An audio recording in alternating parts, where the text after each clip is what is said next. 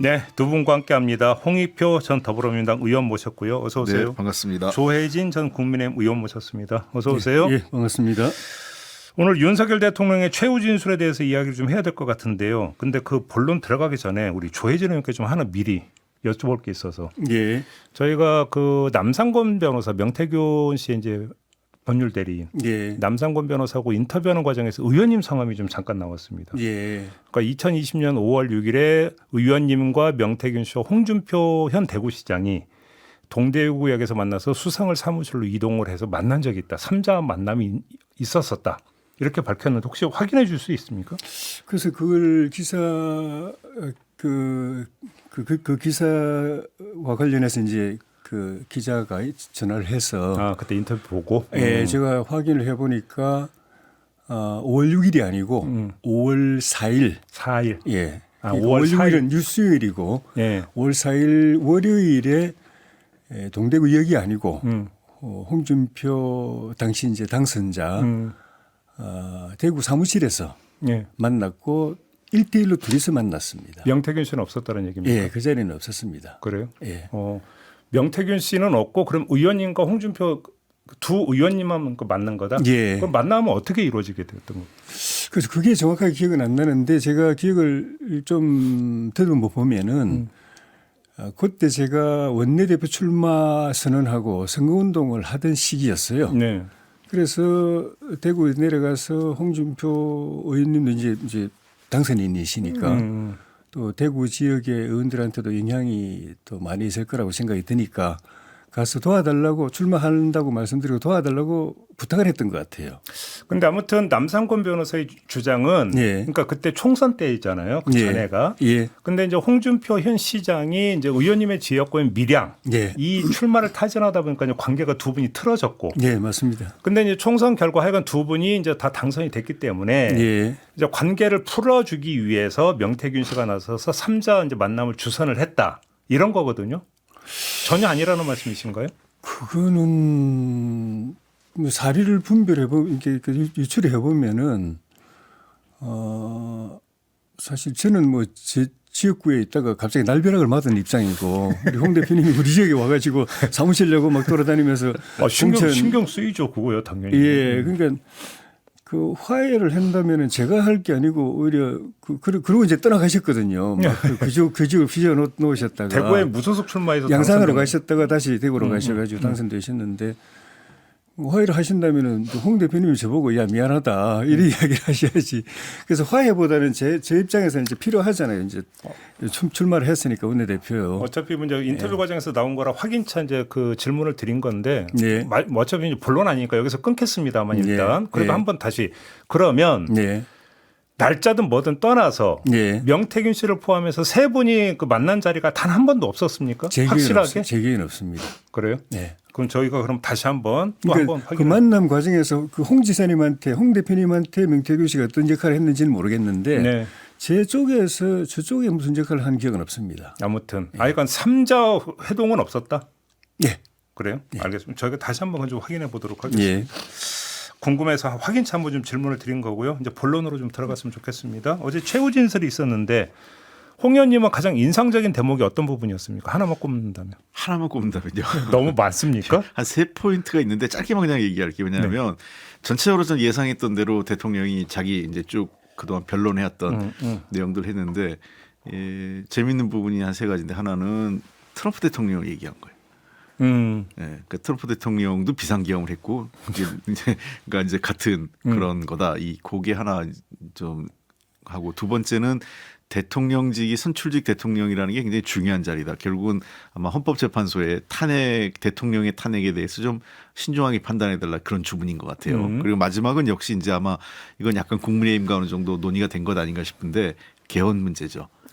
이 세 가지가 뭐 다른 것들은 뭐 예상됐었지만 어떤 변론에 그 했던 내용을 반복한 뭐 예를 들면 국무회의가 합당했다, 뭐 부정선거가 있었다, 뭐 그다음에 우리 체제 전복 세력이 있다 이런 내용들은 쭉 썼지만 이 세 가지가 그동안 없었던 새로운 얘기들이 이제 두 가지는 좀 굳이 설명 안 해주셔도 어떤 차원에서 지적하신 건지 알겠는데 트럼프 관련 부분은 어떻게 해서 그랬어요? 그 트럼프 대통령 관련된 그 탄핵 법정에서의 그 내용까지 증거 자료를 제출했다는 거 아니에요, 변론인단이. 그래서 그 여러 가지 그 트럼프 대통령과 이 윤석열 대통령의 내용을 좀 유사하다 이렇게 얘기한 것 같아요. 트럼프 대통령이 취임과 동시에 비상조치를 취했지 않습니까? 네. 군을 동원해서 이제 이 불법 이민 막고 뭐 이런 것 등등. 그러니까 그런 것과 이번에 12상 비상기염이 같은, 그러니까 대통령의 통상적으로 할 수 있는 권한이다라는 걸 강조하는데 미국은 그게 그 이미 그 법 절차에 따라 그 이루어진 거고 우리는 헌법 77조에 따른 법 절차를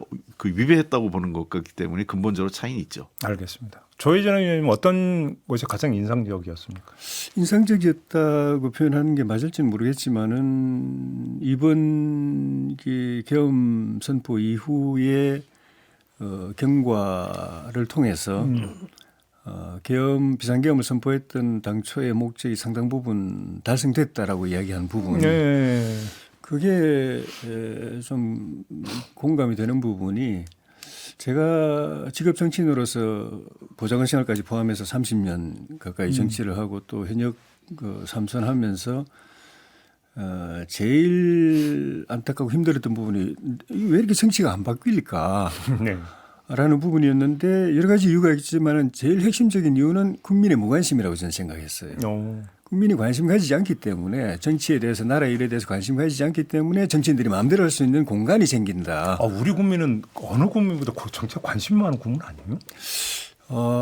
관심인데 이거 정치적으로 양분되어 있기 때문에 쉽게 말하면 정치 문화나 정치 제도에 대한 것은 아니다 이런 말씀이신가요? 그렇죠. 그러니까 이 정치가 바르게 되고 있느냐 또 뭐가 문제냐 어떻게 고쳐야 되느냐 거기에서 그러려면 국민들이 주권자가 어떻게 움직여야 되느냐 이런 관심이 아니라 그냥 어떤 승패? 당파적 관심인 거죠. 내가 지지하는 당이 이길까 질까 뭐 이런 거지. 그리고 뭐 자기 편에 대해서는 무조건적인 지지를 보내고 그것이 속된 말로 정치 개혁은 쥐약인 거죠. 일방적인 지지가 네. 쥐약인 거죠. 그냥 정치인들이 자기들 마음대로 정치를 농단하고 뭐 나라를 분탕질해도 우리 편이면 그냥 봐줘 버리니까. 그게 이제 속칭 이제 정치인들 이제 뽕 들어가게 하는 지름길이다. 이제. 그런 측면에서 이번에 특히 이제 정치 그동안에 무관여청, 저관여청이라고 했던 유권자들이 특히 이제 20, 30대 젊은 청년들이 이 계엄 사태를 계기로 해서 정치에 관심 가지고 또 나라가 어떻게 돌아가고 있는지 관심 가지게 됐다는 측면 그건 저도 굉장히 이 어느 편을 떠나 가지고 정치가 바로 되려면 결국은 주권자들이 눈 딱 뜨고 지켜봐야 되고 잘못하면 바로 이 견제 들어가야 되고 그래야 변화가 온다는 점을 저는 절실하게 생각했기 때문에 그런 점에서는 공감이 되는 부분이었습니다. 그런데 뭐 그거는 좋은데 왜 그렇게 그 단순해서 그건을 하고 예. 때려 부수고 그럽니까? 근데 그거는 이제 확인해 봐야죠. 뭐 아니 진술이 걸리니까. 서부지법 얘기하는 거예요. 서부지법. 그거는 뭐 잘했다고 볼 수 없죠. 그것도 이제 대통령께서 최후 진술에서 그 좀 유감 표시 비슷한 그 안타까운 부분 그 표시를 했죠. 예. 알겠습니다. 아무튼 뭐 여기서 이제 하나하나 지금 짚을 수는 없고. 예. 근데 아무튼 두 분이 읽으시기에는 이제 어떤 이렇게 쭉 읽다 보니까 행간에서 윤석열 대통령의 지금 심경이랄까 이게 좀 이런 것 같다. 좀 캐치하신 부분이 있을까요? 어떻습니까? 뭐 일단은 계엄이 어떤 이제 통상적인 이제 좀 내란일제가 논란이 되니까 통상적으로 내란이라고 하는 게 무력으로 나라를 뺏는다든지 아니면 정권을 무너뜨린다든지 이런 것인데 자기는 그건 아니었다.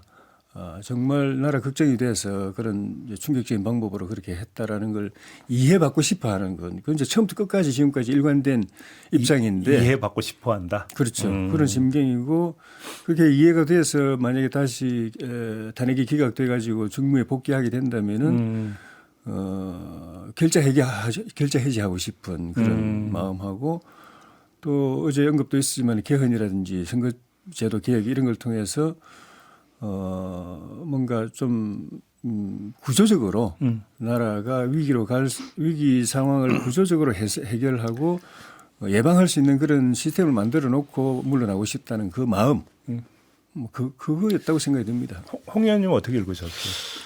제가 보기에 이제 윤석열 대통령이 그 우리 흔히 저 젊은 친구들 하는 말이 현타란 말 있잖아요. 아, 예. 예. 현실 인식이 오기 시작하는 거 아닌가 싶어요. 현실 자각. 예. 예.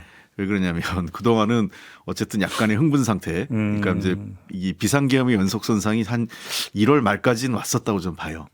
그러니까 막 이제 흥분된 상태로 뭐 나는 정당했고 정말 뭐 그 민주당과 이 그 저 시민사회 야당이 나쁜 놈들 막 이런 이 흥분 상태가 쭉 지속되었는데 구치소에 들어가고 이 탄핵이라는 게 뭐 윤석열 대통령 본인이 그 법조인 출신인데 그런 현실 인식이 이제 안 오겠어요. 점점 최후 변론까지 하면서 내가 탄핵될 수 있다라는 현실 인식이 이제 자각되기 시작하는 거죠.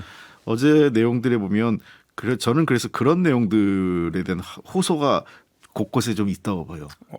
그게 아까 얘기한 대통령은 그 국민이 선출한 중요한 자리인데 이렇게 하면 되냐? 그 탄핵에 대해서 좀 신중해 달라 이런 호소가 하나 포함되어 있고 두 번째는 내가 비상계엄을 또 집권하면 또 한다는데 그거 말이 안 되는 얘기다. 그러니까 비상계엄 하지 않겠다. 그렇지 집권하더라도 다시 이제 내가 업무가 재개되더라도 그 세 번째 나 임기에 연연하지 않고 개헌해서 중도 하차할 수도 있으니까 좀 살려달라 이런 의미가 포함되어 있는 건 아닌가. 그러니까 저는 물론 전체적인 내용은 예상했던 대로 뭐 반성이나 자세를 낮추는 것보다는 그 변론했던 내용들을 계속 재반복을 했지만 행간에 곳곳에 깔려 있는 것은 뭔가 이제는 좀 약간 그 소위 헌법재판관들에게 그 자신의 처지를 호소하는 듯한 내용도 좀 들어가기 시작했다고 보입니다. 그렇게 보시고 예. 알겠습니다. 지금 따로 뽑아서 좀 분석을 해야 될 게 두 가지가 있는데요. 하나는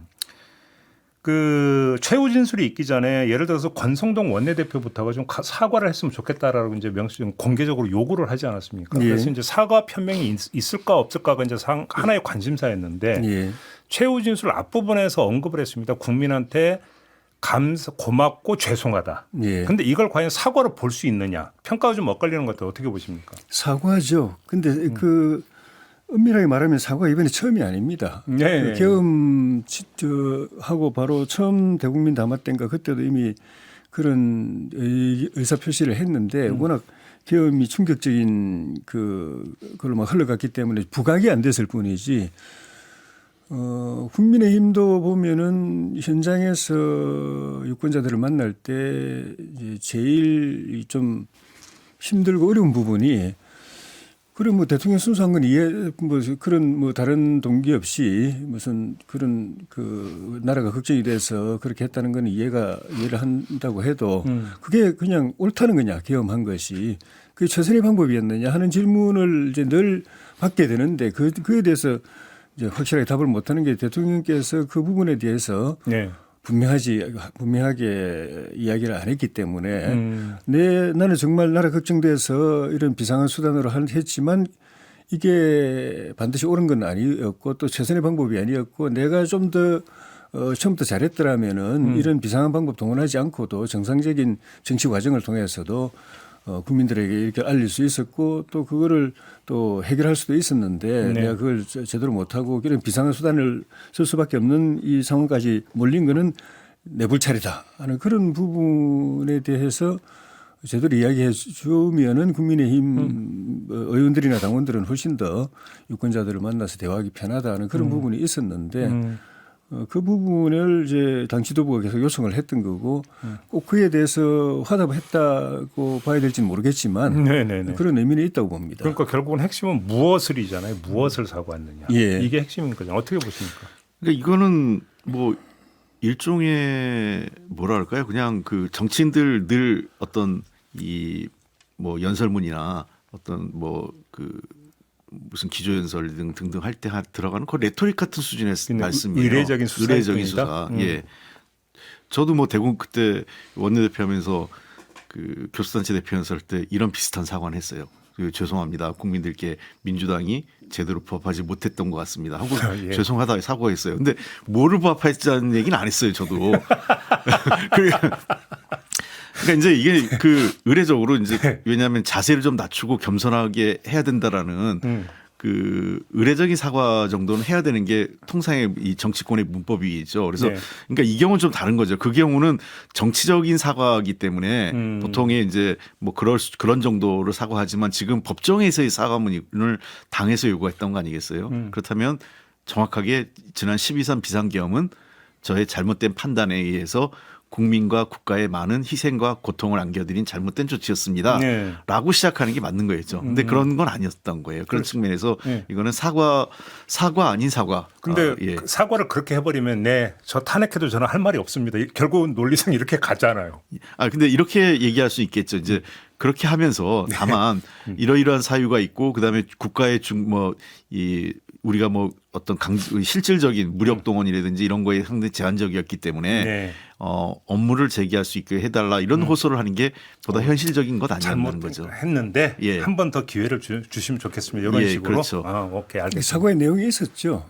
국민들께는 그 비상계엄 조치로 혼란을 주고 또 걱정 끼쳐드린 것에 대해서 죄송하다고 그래 이야기를 했고 국무위원들이나 또 군 경찰 이 관계자들은 자기 때문에 그냥 헌법에 따라서 지휘 명령에 그 충실하게 따랐을 뿐인데 이런 고초를 겪어야 된 거에 대해서 미안하다고 이야기를 하고 다 자기 책임이라고 이야기를 하고 또 서부지법 아까 말씀하신 거기 그 사건을 통해서 어떻게 보면 뭐 대부분 다 젊은 그 청년층들인데 인생을 망칠 수도 있잖아요. 전과자가 될 수도 있고 그런 거에 대해서 미안하다고 또 이야기를 했죠. 알겠습니다. 예. 아까 그 홍익표 의원님이 세 개의 포인트 가운데 하나로도 꼽아주신 부분인데 사실은 최후 진술 있기 전에 이제 그 정치권이나 언론에서 임기 단축 개헌을 꺼내는 거 아니냐. 라는 전망했었고 아니다 안 꺼낼 거다라는 또 이제 역전망도 있었고 막 예. 했는데 어제 뭐 임기에 연연하지 않겠다 개헌을 추진하겠다 이런 이야기는 했거든요. 그럼 표현만 다르지 그럼 같은 이야기 같은데 왜 이런 얘기를 했다고 생각하십니까? 아마 이거는 좀 더 빨라질 것 같아요. 이 대통령의 임기 단축 개헌은 심지어 그 내년 지방선거까지도 땡길 수 있는 뉘앙스라고 봐요. 국민의힘 쪽은 그럴 수도 있다고 봅니다. 지방선거 때 개헌 국민투표도 한다. 예. 그러니까 그러면서 아예 그 전에 이제 개헌이 완료되면 지방선거 때 한 1년 남은 거죠. 네.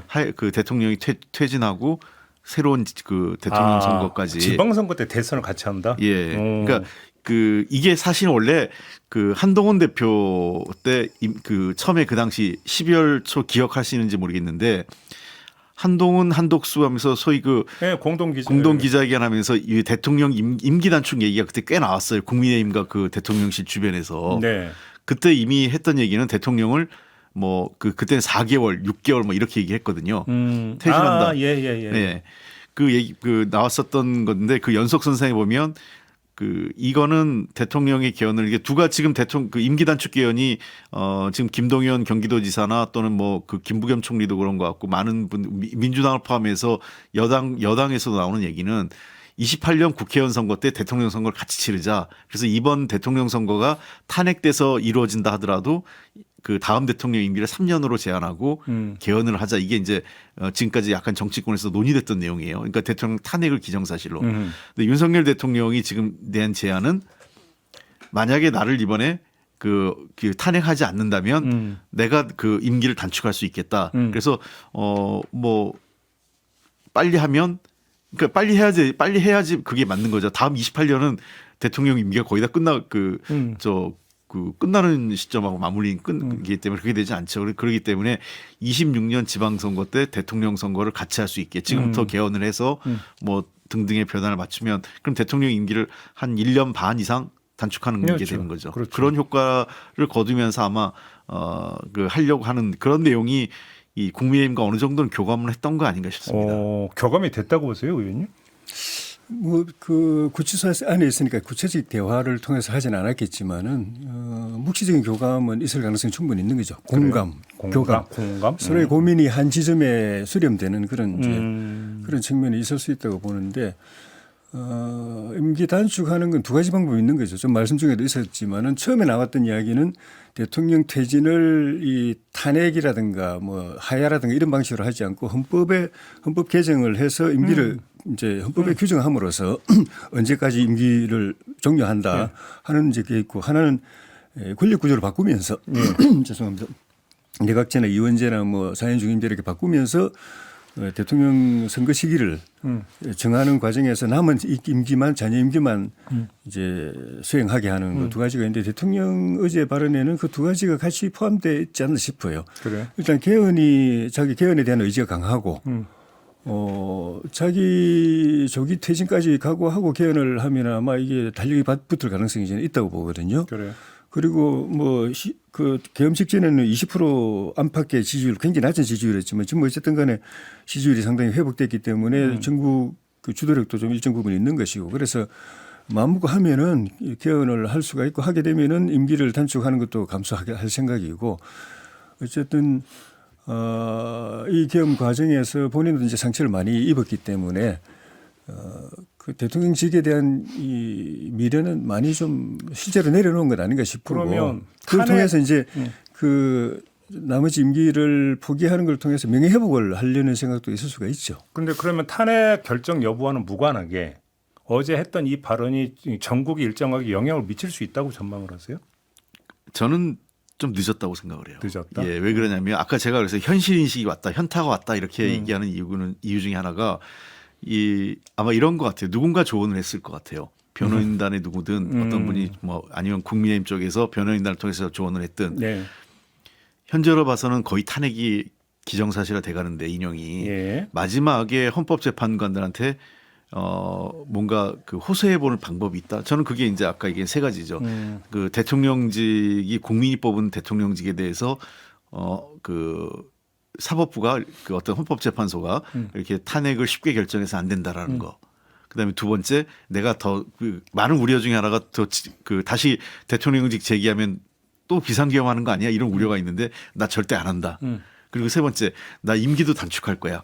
이렇게 해서 탄핵만 안 되게 해달라 이거를 마지막으로 호소해서 이 헌법재판관들한테 기각을 끌어내려는 마지막 전략을 쓴 것 같아요. 그래서 그런 측면에서 그 변론의 내용이 재반복되긴 했지만 기조가 상당히 바뀐 건 사실이다 이렇게 제가 이렇게 봤던 게 그런 겁니다. 근데 제가 보기에는 그렇다고 해서 헌법재판소에서 이 탄핵을 기각할 가능성은 현실적으로 낮기 때문에 네네, 대통령이 생각하는 이 시나리오, 그러니까 2026년 지방선거와 그 임기 단축 개헌 투표를 하는 구상 자체가 현실화되기 어렵지 않느냐. 왜냐하면 바로 벌써 한 탄핵이 인용되면 한 빠르면 4월 말 늦어도 5월 중순에는 대통령 선거를 하게 되잖아요. 그렇죠. 예, 그렇게 되면 그 사이에 개헌하기는 어렵거든요.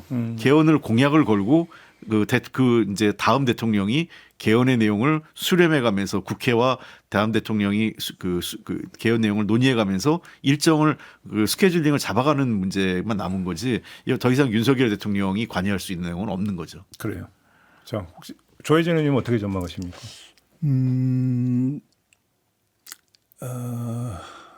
그 말씀도 가능성이 많이 있는데 어쨌든 이 그 탄핵이 이제 찬성 반대 이런 것이 앞으로도 뭐 결과가 어떻게 나오든 간에 역사적으로도 처음 있는 일이고 하니까 굉장히 중요한 한 이제 포인트로 남을 텐데 헌법재판관들 조합원대에서도 이미 저는 뭐 마음을 결정하고 시작한 분들도 많이 있다고 보지만 또 그렇지 않은 분들도 있거든요. 네. 근데 그분들이 볼 때는 고민하는 분들이 볼 때는 대통령의 계엄이 문제가 헌법적으로나 법적으로 문제가 있지만 이게 내란죄까지 해당하느냐 그리고 대통령직을 파면할 국민이 직접 선출한 대통령직을 파면할 정도까지에 이르느냐 네. 그 고민을 분명히 할 것이고 네. 또 파면해서 조기 대선을 치렀을 때 그것이 나라를 위해서 바람직한 거냐 하는 부분에 대해 고민이 있을 텐데 그런 고민하는 분들한테는 대통령의 쭉 말씀하신 앞으로 정치 스케줄이라든지 이런 것들이 알겠습니다. 일정 부분 영향을 줄 수도 있다고 봅니다. 알겠습니다. 그러면 이제 다른 경우에 서 하나 좀 질문 드릴게요. 탄핵이 인용이 돼서 파면 결정이 내려지면 그 다음에 이제 주어 선택을 잘해야 돼. 국민의힘보다는 친윤이라고 하겠습니다. 좀 더 구체적으로 친윤이 윤석열 대통령을 손잘할 것이냐, 아니면 안고 갈 것이냐, 이게 또 하나의 관심사 아니겠습니까? 근데 저희가 이제 앞서서 김상욱 의원하고 인터뷰했는데 김상욱 의원은 손절하기 쉽지 않을 거다. 이렇게 전망을 했는데 의원님은 어떻게 전망하십니까? 그렇죠. 그게 긍정, 부정 양면이 있는데 네. 부정적인 측면은 국민의힘 자체의 체질이죠. 체질. 헌법에는 정당의 역할을 국민의 정치적 의사 형성을 주도하도록 돼 있거든요. 그래서 헌법에도 규정하고 국가에서 지원도 하고 하는 것인데 사실 뭐 민주당을 포함한 야권은 그걸 열심히 했어요. 제가 볼 때. 어떤 이슈가 있을 때 그 이슈를 자기적으로 끌어오는 그 이슈를 자기들에게 유리한 쪽으로 민심을 여론을 형성하는 작업을 굉장히 많이 했는데 국민의힘은 그 굉장히 저도 뭐 소속이었지만은 소극적이에요. 그리고 지켜보다가 여론이 만들어지면 따라가는 형태로 늘 했었거든요. 체질이 그렇다. 예. 패턴이 그렇고. 그래서 그건 늘 저 스스로도 불만인데 그 결국은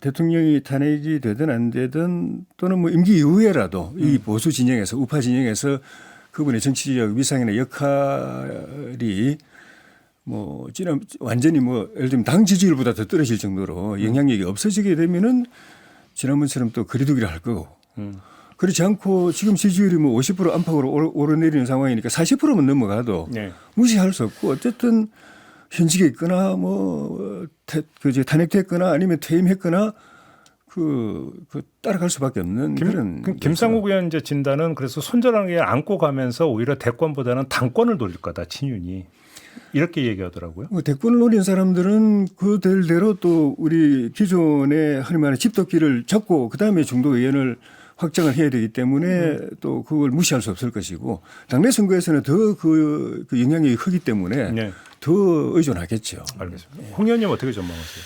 그 친윤의 그런 구상이 있을 수 있겠는데 현실화되기 어렵다. 그래요? 예, 왜 그러냐면 우리나라 그 정당의 역사는요.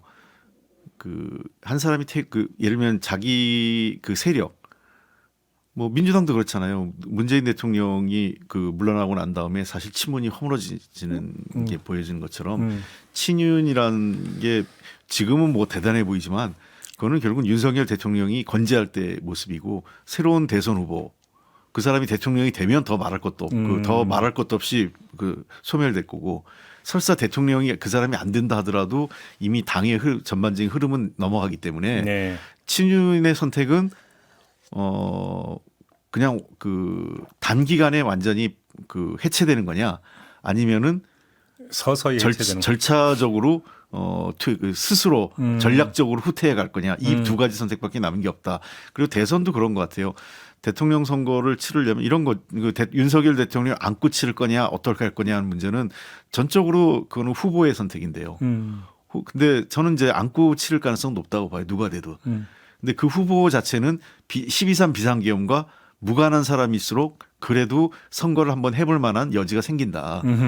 예컨대 김문수 장관 같은 경우는 지금 좀 인기가 지지율이 높지만 그 경우는 당연히 중도 확장력이 없는 거죠. 그런 측면에서 어쨌든 한동훈 전 대표, 그다음에 유승민 전 원내대표 거기에 이제 오세훈 시장은 좀 애매해요. 지금 여기 입장이 좀 왔다 갔다 하는 게 있기 때문에 어떻게 봐야 될지 모르겠는데 어쨌든 비상계엄하고는 조금은 선을 그은 상태이기 때문에 그 정도는 제가 보기엔 비상계엄에 좀 무관한 그룹. 홍준표 시장은 좀 왔다 갔다 했고요. 네. 김동연 김문수 장관은 지금 이제 완전히 그쪽에 가 있기 때문에 결국은 그렇다면 좀 무관한 사람들로 해서 일단 12.3 비상계엄과 윤석열 정부에 대한 깊은 반성과 성찰 그리고 윤석열 대통령을 끌어안는 방식은 국가적 통합과 포용 뭐 이런 방식으로 해서 윤 대통령까지 끌고 안으면서 선거를 치를 수밖에 없지 않을까. 안 그러면 선거를 치르기 어렵죠. 자기 집토끼 포함해서 중도를 끌고 가야 되니까요. 근데 이제 그래서 이제 나오는 이야기가 한동훈 전 대표가 복귀해서 어떤 스탠스를 취할 것이니까 상당히 관심사인데 아까 김상욱 의원이 또 흥미로운 이야기를 하는 게 지금 친한계에서 친윤과의 관계 개선을 모색을 하고 있다. 이런 이야기를 하더라고요. 그러니까 자신의 어떤 이른바 출방 요구 있잖아요. 그것도 그런 맥락에서 나온 거다. 이렇게 이제 이야기를 하던데 관계 개선이 될까요? 어떻게 전망하십니까? 대선의 승리라는 그런 지상 목표를 생각하면은 뭐 임시적인 전략적인 그 화해라도 가능성은 있다고 보는데 네.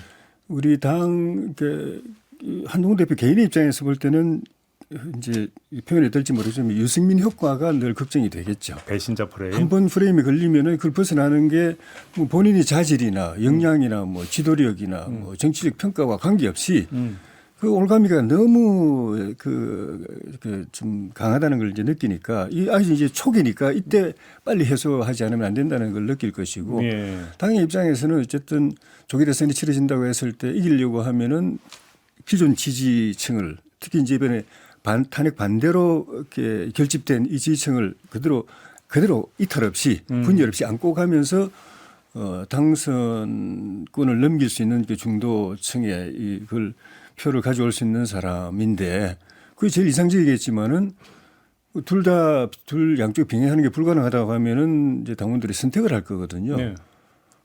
그럴 때 어떤 선택을 할 것인지 그게 좀 봐야죠. 이럴 것 같아요. 정치인의 변신은 자유입니다. 무죄기도 무죄라고 하고 하죠. 자유라고도 예, 하는데 뭐 예를 들면 이런 거죠. 제가 이렇게 우리 민주당을만 봐도 이 문재인 정부 때 제일 혜택본 많은 사람들 중에 또 제일 발빠르게 또 변신하더라고요. 네, 네, 네. 저는 그렇게 봐요. 친윤회라고 하는 사람들이 그러니까 세력으로서의 친윤이 그대로 한동훈 대표에게 넘어가는 게 아니라 개별적으로 투항할 가능성이 높다는 겁니다. 예를 들어서 이제 옛날에 주의 월박 이런 것처럼 예, 주의 야박. 예. 그러니까 뭐 이 사람은 당연히 그 한동훈 대표하고 예를 들면 한동훈 대표가 이제 대선 후보가 됐다고 쳤을 때 얘기예요. 그래 한동훈 대표하고 할까 싶은 사람이 어쩌면 한동훈 대표의 선대본부장이 돼 있을 수 있어요.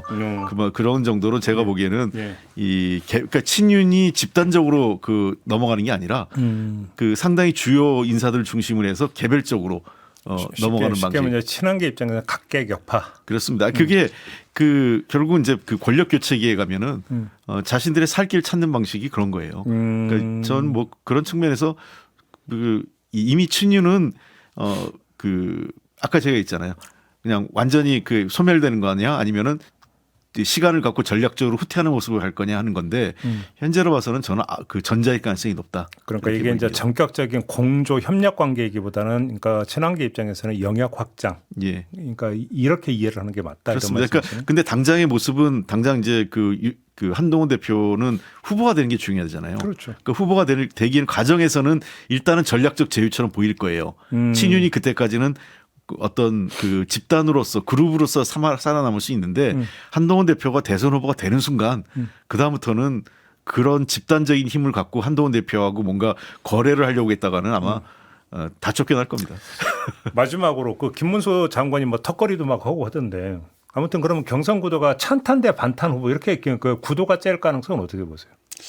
그건 기본으로 깔고 가는 거죠. 기본으로. 좀 전에 말씀드린 것처럼 대통령이 현직에서 직무를 직접 수행할 때는 20% 아래로까지도 떨어졌는데 네. 지금 이렇게까지 좀 이상할 정도로까지 이렇게 50%까지 올라가고 거리에 뭐 광주에서까지 그렇게 수많은 사람들이 모여들고 하는 거는 결국 탄핵 반대 여론으로 결집을 되는 것이거든요. 이게 어쨌든 국민의힘이나 또는 우파 보수 진영의 그 이슈의 핵으로 지금 등장을 했고 네. 이건 일회성이 아닐 가능성이 많습니다. 상당 부분 지속성이 있을 가능성이 있고 당내에서 경선이 벌어지더라도 그건 기본으로 깔고서 하고 거기서 뭐 탄핵 반대라고 하고서 당의 후보가 되기는 제가 보기 쉽지 않습니다. 어떤 행동인지 탄핵 찬성 그러니까 탄핵 찬성 죄송합니다. 탄핵 찬성이라고 하고 후보가 되기는 쉽지 않고 탄핵 반대를 수용하든지 아니면은 일정 부분 타협을 하든지 그러면서 내가 후보가 되면은 그 중도표를 끌어와서 당선을 보장해 줄 수 있다는 비전을 확실하게 제시하는 쪽으로 가지. 한동훈 대표가 이제 태세 전환을 하거나 네. 떨어지거나 둘 중 하나밖에 없다는 얘기네요. 그러면 그렇다고 봐야겠죠. 그렇게 보세요. 네. 저는 그 국민의힘이 뭐 찬탄 반탄 이걸로 뭐 대선을 치른다면 뭐 저희가 고맙죠. 저희 입장에서 그러면 저희는 굉장히 유리한 대선 구도가 될 겁니다. 도리어 지금은 그 신보수 새로운 보수의 길 이런 정도의 길을 갖고 그 보수의 어떤 미래 이런 논쟁을 좀 하는 게 어떨까. 그래서 만약에 정말 제가 국민의힘에 조언을 한다면 74년도 미국을 한번 그 눈여겨봐야 될 거예요. 왜요? 그때 왜요? 74년에 그 CPEC이 처음 만들어집니다. 보수 보수 정치행동회의가 그때 74 왜냐하면 그 전 대선에서 그 미국 그 대통령 선거에서 그 보수가 완패하거든요. 그래서 보수의 미래는 없을 것 같은 이런 생각이 드는 시점에서 이 CPEC이 만들어지고 그때 누가 연설을 하냐면 그때 헤리티지 재단도 그때 형성이 되기 시작하는 거예요. 그때 누가 그 74년대 연설하냐면 레이건 대통령이 초대 기조연설합니다.